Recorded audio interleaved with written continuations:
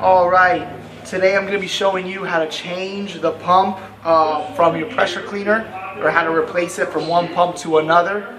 I'm going to be changing this pump, which is a General Easy 4040G, and I'm going to be replacing it with a Cat 66DX pump. I have the Cat pump here. It did come with some hardware, but I'm probably just going to save this hardware and just use the hardware that I already have.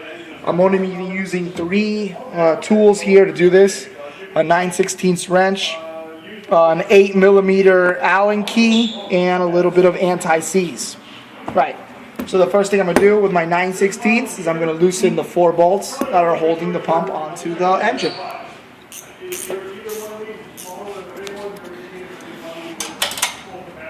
So I'm just going to kind of crack the seal on these. I'm not taking them all the way out, just loosening them a little. And getting the 4 main bolts off. So once you loosen those,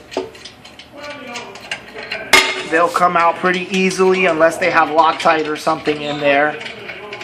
But these are the 4 main bolts that are holding the pump onto the engine.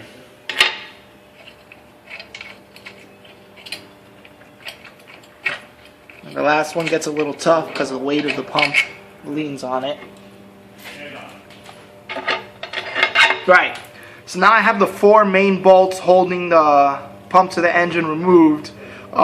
This is a part where a lot of people make a mistake on because they're unaware that there's one more set screw that may or may not be on your pump. They're not on every pressure washer, but I do see them on a lot of pressure washers. So if you're having trouble removing your pump at this stage, there could be a set screw that you have to look out for.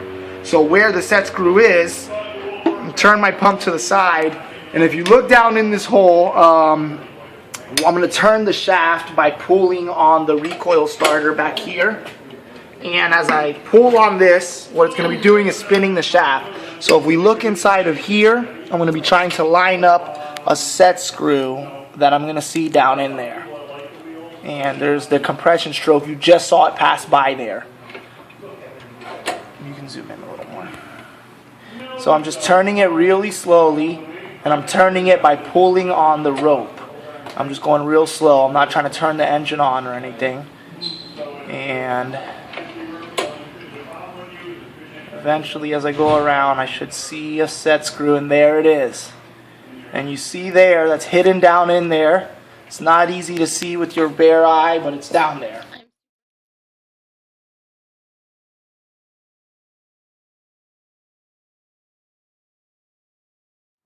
So now I'm going to take my 8mm Allen key. I'm going to slide down in there. And go ahead and get that out of there. When I unscrew it, 9 times out of 10, it just fell out. So it kind of fell down into that pump. That's okay. So right now, I have the set screw out and I have the 4 bolts out. Those are the only 5 pieces that could possibly be holding this in. This pump should slide right out. And there it goes. It came right out very easily. As you can see, 2 parts kind of fell out here. The set screw, which I just removed, set that to the side, and this part, which is the key. Sometimes they have some silicone or something on there. I'll clean it up a little bit. For now, I'm going to keep this a very important part. Now I want to pull my crank again just to get my shaft pretty much going straight up. So you see I have a part here in the shaft that is kind of an inset where this key is going to lay in there. Just as a note, I want to throw out, if you have trouble removing the pump, you see I slid mine off pretty easily. A lot of people, that part is not so easy. Sometimes you get corrosion here. Yeah, when the corrosion will kind of seal these 2 parts together. If that's the case, you may have to get 2 pry bars on opposite ends and carefully pry the engine off. That is a worst case scenario. I always try and remove it by hand myself first before I put pry bars on it. And that only is necessary if you have corrosion, which will kind of make the two pieces mold into one. I don't have any corrosion here, so I was able to get it off easily.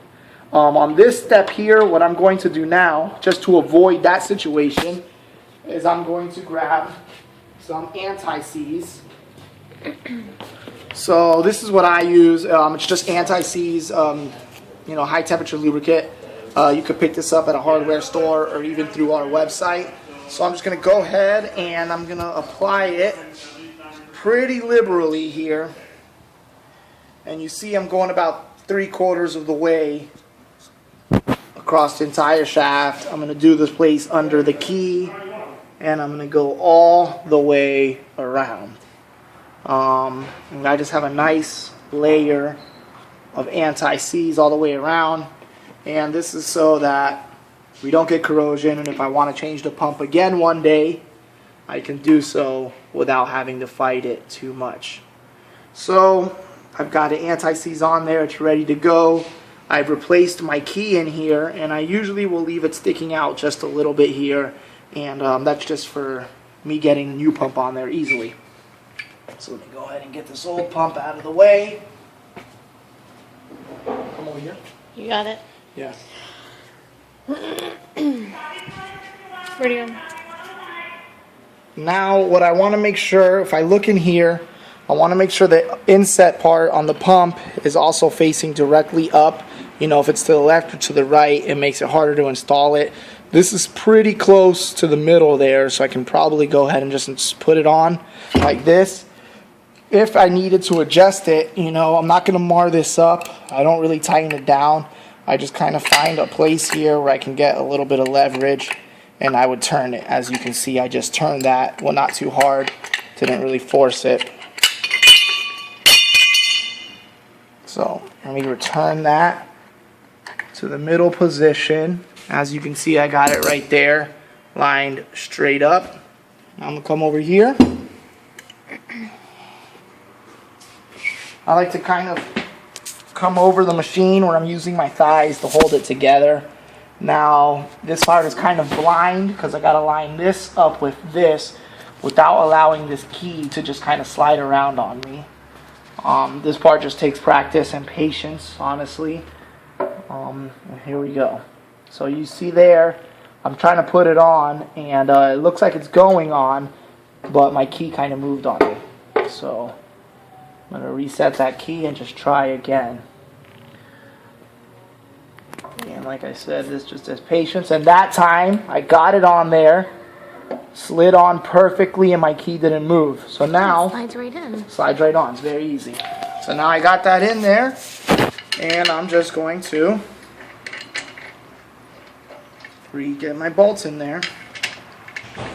And in this example, I used the same key shaft and the same bolts from the last pump. I'm just reusing the hardware.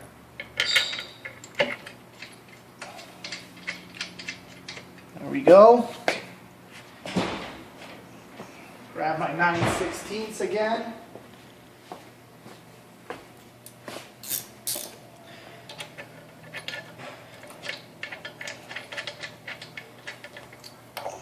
Got these on there nice and tight.